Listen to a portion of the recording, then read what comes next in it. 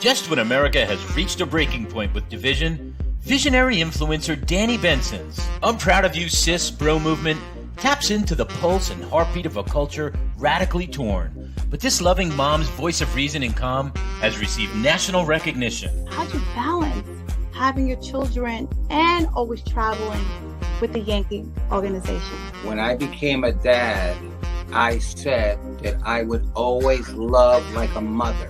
I feel like I have to try certain things or act a different way because I know some people or some kids. So join Danni Benson as she celebrates her special guests on her show and highlights their gifts and contributions to our world.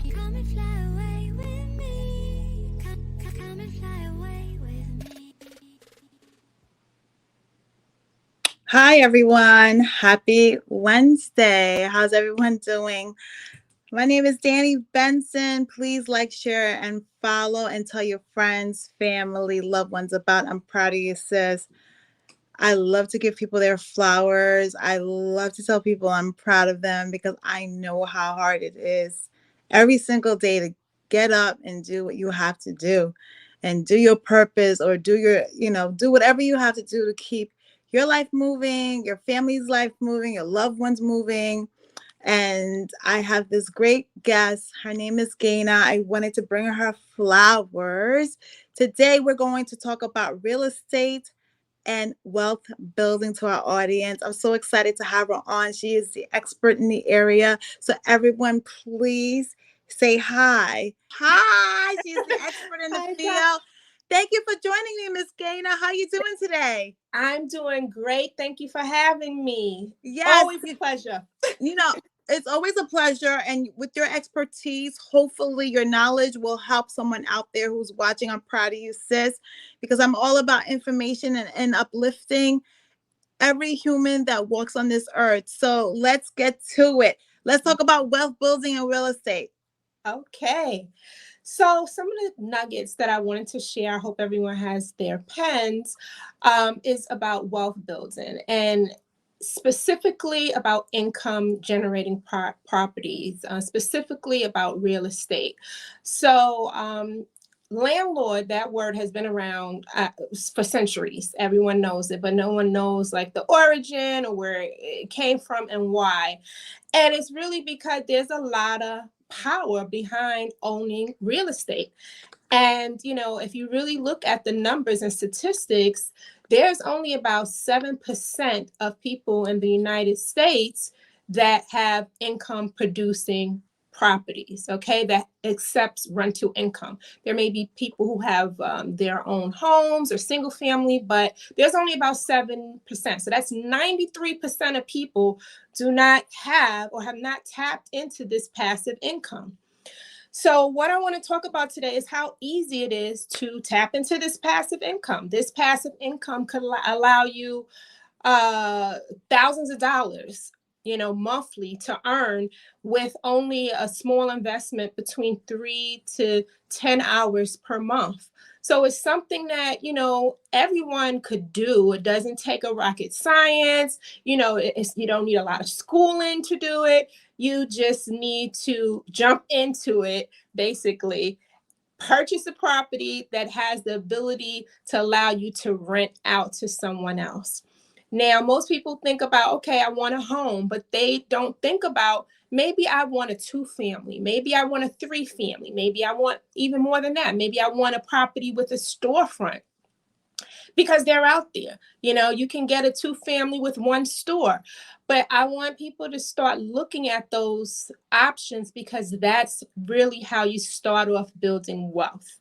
It's something that you can accumulate in your real estate portfolio. You can ultimately get a 1-family. You can get, a 6-family. You can get multiple properties that will allow you to pass them down the line, keep them in the family, and obtain generational wealth.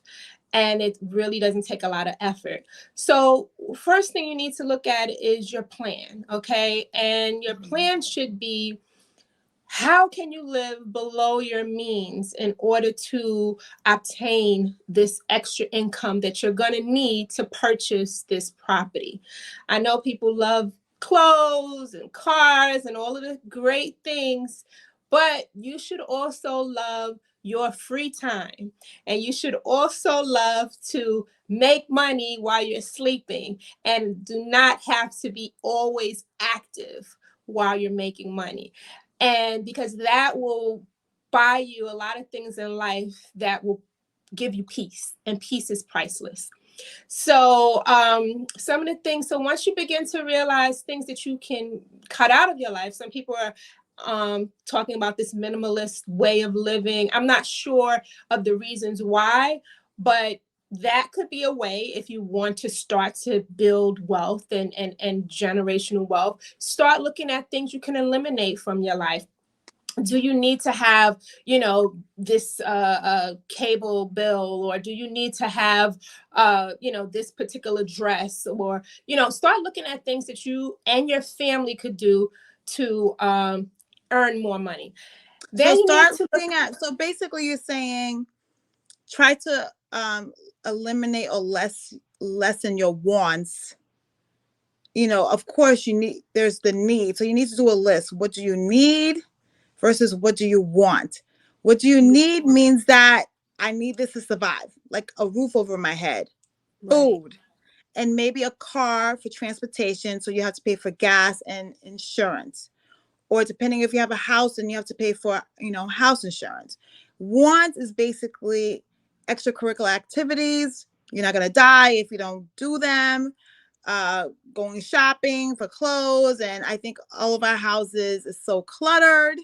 That's why there's so much storage units all over the place, because people just buy things they don't need, and now they're paying extra money for a storage unit to store stuff that they don't need.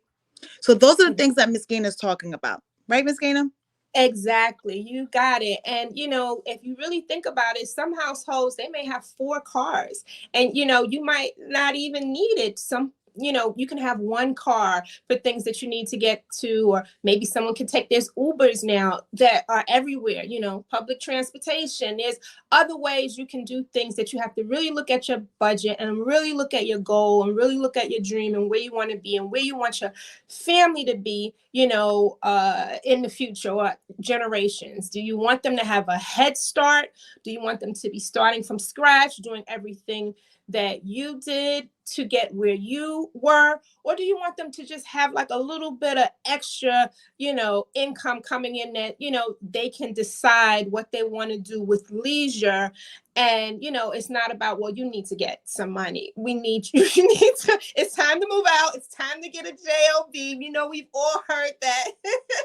And, you can say, okay, well, you can manage the property while you, discover your passion. Or, maybe it's art, maybe it's dance, maybe, we don't know, maybe it's acting, but sometimes those things conflict when, they start having bills and they start having their own wants and needs. So this is something that can kind of just give a kickstart to income coming in, and then you can go ahead and deal with whatever it is that you want to do. So yeah, look at the things that you can reduce.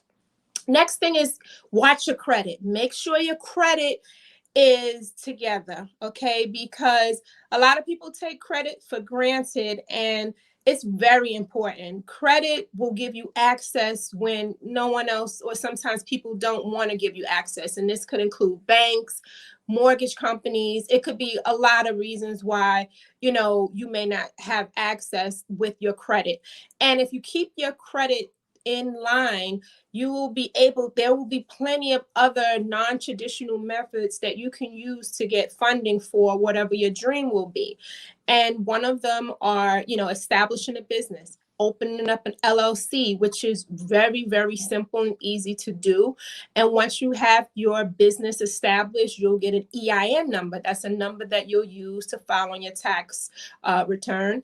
And then once you have that, you can then use that to take to a bank to open a bank account.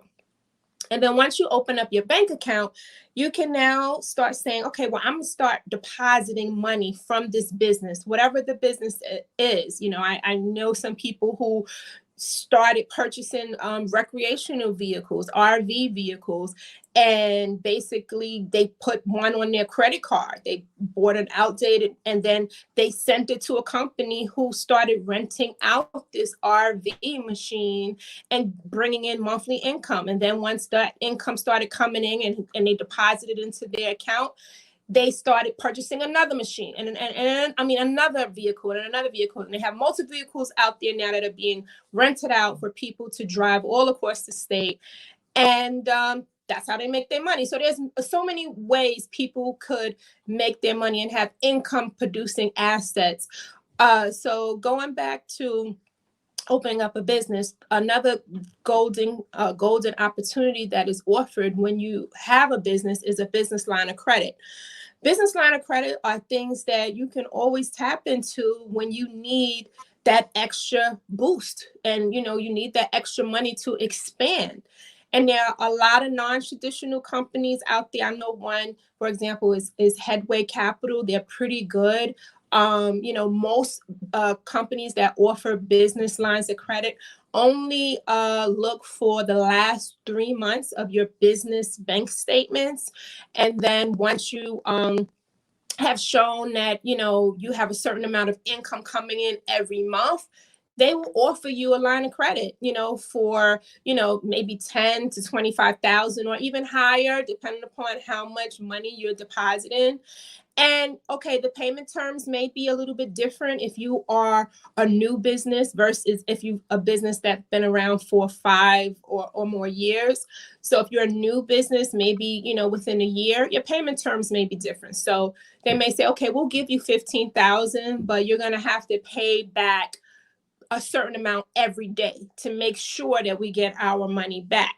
But that might work for you if you're trying to use that money to put down on a property, to expand, to do whatever you just need that lump sum money to go ahead and purchase your property. Because some people might have income, but they don't have the down payment for the property. They don't have the 20% for a conventional loan, and they can't go FHA because, maybe their credit or, there could be other issues. So, you establish your business. Maybe, okay, example, New York properties. Get New York properties and LLC. Get New York properties and bank accounts. Start putting money into New York properties. Get a business line of credit. Get your home, your 2-family or your 3-family, get a store. Look at the areas in the United States that have the lowest cap rate. Look at those areas where, wherever you live, that, that the value of the house that you're getting and minus any operating costs or revenue, and the revenue coming in will make sense to your monthly bill. What do you mean by the lowest cap rate? Lowest cap rate is going to be the value of the house. So say if the house is $1 million and, you are earning, let's say $60,000 minus your operating net income. So cap means you have your operating net income minus your revenue. So you're going to look at that, and then you're going to look at how much the value of the course is. So that number that you get from revenue minus operating expenses, and then you divide that into the value of the property. And then that will determine the cap rate. And certain states have higher cap rate because the value of the homes are much higher. So your cap rate, you want it to be, once you divide the operating and subtract the operating and the revenue, and then divide that into value of the home, your cap rate should be no more than 10%. You're looking at the lower end, like from 5 to 10%. The lowest possible cap rate you can get, 4%, is awesome. If you can get, so you look at those things in the areas you want to invest in and see what makes sense as far as, because that will determine how much profit you will make, minus how much your expenses will be.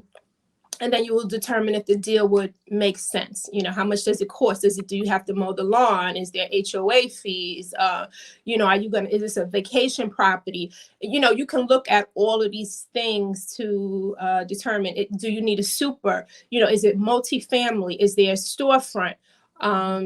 You can look at all of these things in the property, determine how much income you will earn and how much expenses are involved with managing the property.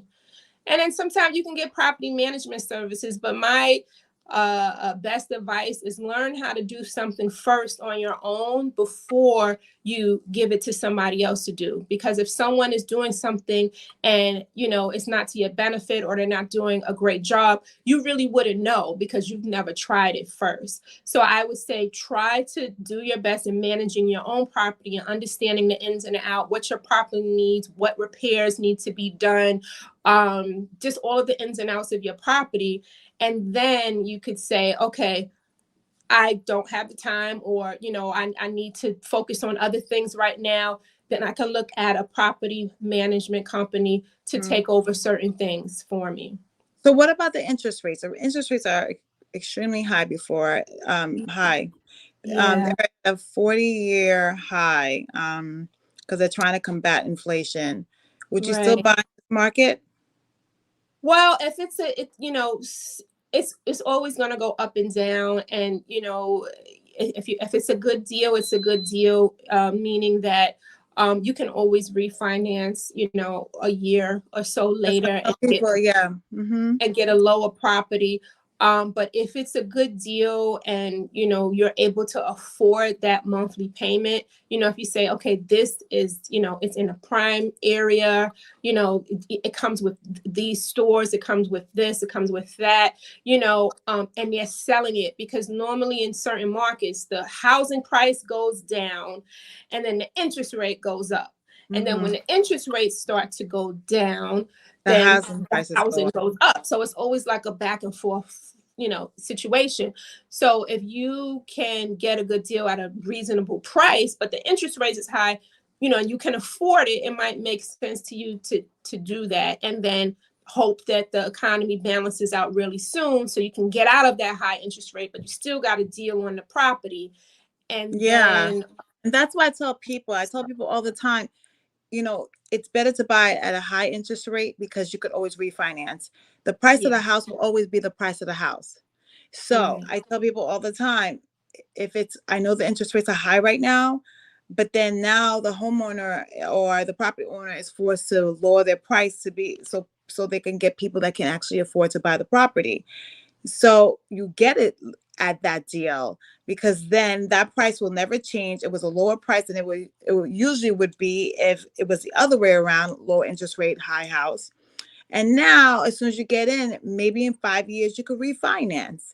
And so it'll be cheaper because that refinance might be lower. So you might cut a couple $100 down, but you got the house at a good deal.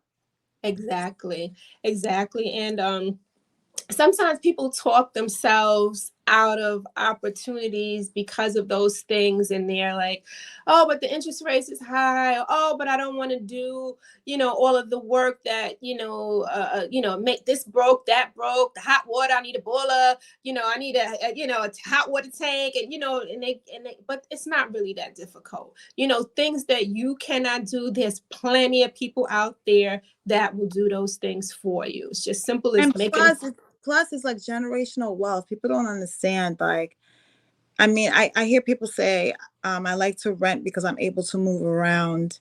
And that's great. You're able to move around and stuff. But there's no wealth building in that. Correct. Of renting. You have the freedom to move around. You know, you're not stuck someplace. People feel like you have to be stuck there for 30 years. I'm like, you don't have to be stuck there for 30 years. But, you know, with rent, you just give the money and then that's it. You get no really return on investment. With a home, you're kind of permanent for a little bit, unless you want to get another home so you could be able to move around from home to home. But at least you're building wealth in that home. Right. And even if, you know, like, for example, your portfolio exists of, you know, a single family, you know, a multi-unit property, a 2-family, you know, so you can have more. You don't just have to have one, because with any property, whether it's just a single family home, you can always tap into the equity, because prices, you know, home values are normally, traditionally, they go up. It's normally going to be worth more than what you paid for it. You know, even if there may be some up and downs in the market, normally, if you go back to when you purchased your home to what the value is now, you have some equity in it. So it's always a great thing to be able. So you may not have the money in your bank account, but it's in the tiles, it's in the house. So if you refinance and say, okay, I need to take out $50,000, it's and your mortgage goes up to maybe another $10 per month, and you took out 50,000, that $50,000 is the opportunity that it gives you to do something else that you need to do to produce that wealth. So home ownership also gives you opportunities, whereas, yeah, you can rent and move around, but you're also limiting yourself in a lot of different ways, where you have to always be the business. You have to be the generator of that income. And should anything happen to you, then everything kind of, and I guess that's why they sell life insurance policies and different things like that for people who have, predicaments, and, they get into issues where they can't support their bills anymore. But if you look at it in another way of an income producing property, even if your first home was a 2-family, your tenant can help balance some of the bills that you would have living in that house by yourself, whereas it won't be as devastating for your family if you couldn't pay your bills for a certain period of time. And that's what, and then you can also borrow off of the equity of a house as the house gets, as you spend years on a house values, especially in this country, just keep going up. I remember, when I purchased my home, my mortgage was higher than the rents that people were paying, and it seemed so crazy. But now it's like it's flipped side around. It's the mortgage, the rent have bypassed, the payments for my mortgage. Yes, isn't it? It's unbelievable. Unbelievable, because there's not that many homes that are being built in this country, and especially people need transportation. If they don't have cars, they need to be close to an area that has, trains and buses to be able to move around and get to work. So, that's usually the cities, and then maybe the outskirts of the cities, or a little bit beyond that. And now it's like there's more people in this country than there's homes to shelter them. Unfortunately, and no one knows what the future holds, but they always say buy land because they're not making any more of it. So once it's sold and all owned, or whatever the case may be, what are your options at that point? So no matter what, I think it still gives you a level of independence to be able to have your own home. And even if you don't want it, you don't want the independence for yourself, and like you said, you want to move freedom, you could also look at it as something for your family and your for family your or your children. Like it's another way of like generational wealth, because Absolutely. you get to pass it along to your children, and your children gets a head start. Versus, if you're renting, you just give that money, you don't get it back. You're not getting any value from it. We're just talking about, generational wealth. Like, what can you leave for your children, so they can have, like, they don't have to start at the starting line. You can pass a baton to them, and wherever they're at, they can just keep going instead of like having to revert back to the starting line and doing the do all over again. Exactly. So that is a point of generational wealth.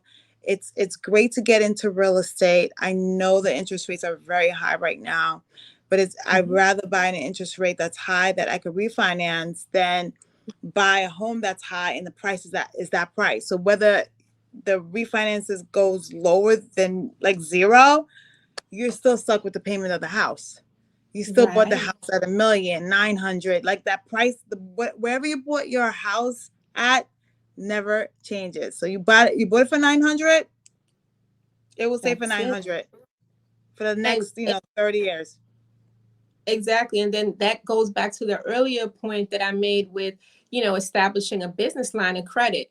because if you have that business line of credit, if you do get into a jam, you can then tap into that business line of credit to help you keep up with your mortgage payments until things are reestablished. If a tenant moves out and you need to, have a new tenant, you need to do some renovations, it's like a golden pot to cover you just in case. Like a credit card. That is a very good thing. Oh, that is a good little tidbit right there. So for people who have anxiety of getting a rental property or a 2-family home, 3-family home, the business line of credit will help cover you until you could get that home filled in again, where you could get that payment from that new tenant that's moving in. So that's a great tidbit. I want to say, Miss Gayna, I want to give you your flowers. Thank you so much for coming on the show and talking about real estate and wealth building. I know this is just like she gave like just a start. It gets a little bit more complicated, but she's giving you, the audience, some gems to just get off your butt and just get it done now. Like, get off your butt and get it done now. You want more time? Let's start getting into real estate. She gave you some little tidbits, so you could get started. She even gave you a little parachute, open up a business line of credits. Come on, there's no excuse anymore. Just get it done. Don't let the fear stop you. Don't let the fear stop you. Just get it done, because there is money in real estate. I mean, look at the rents right now. You can go Google it right now. The rents are crazy. And that's like all across the country. The rents are crazy. And as more and more people come in, as more and more people have kids and the kids turn 18 years old, they're going to want a place to stay too.